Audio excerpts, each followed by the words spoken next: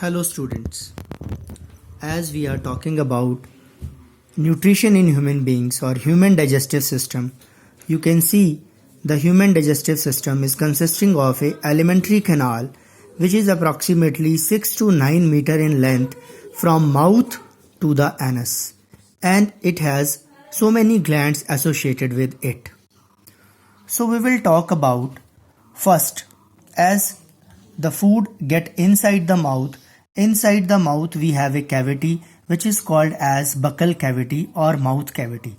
Inside the mouth, inside the buccal cavity, the digestion of the food takes place. Digestion means the breaking down of the larger food molecules into the simple molecules. So there are two kinds of digestion which takes place in our mouth.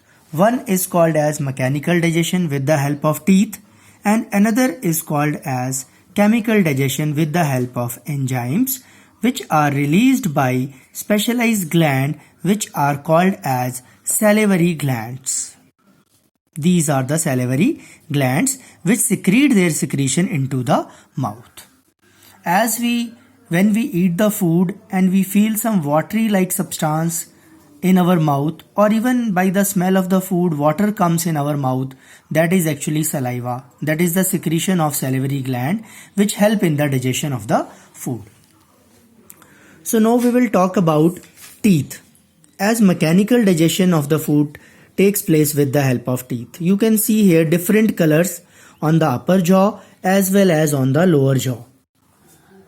The greenish part which you are able to observe in this figure, they are special kind of a teeth which we call them as incisors. Then we have canines which are orange in color. Then we have premolar and molars. So what is the function of these teeth? These teeth simply help in the digestion of the food or breaking down of the food into simpler molecules. You can see here incisors, canines, premolars. Incisors are for cutting the food, canines are for tearing the food, and premolars are for grinding, and molar is also for grinding. There is a simple formula 2, 1, 2, 3.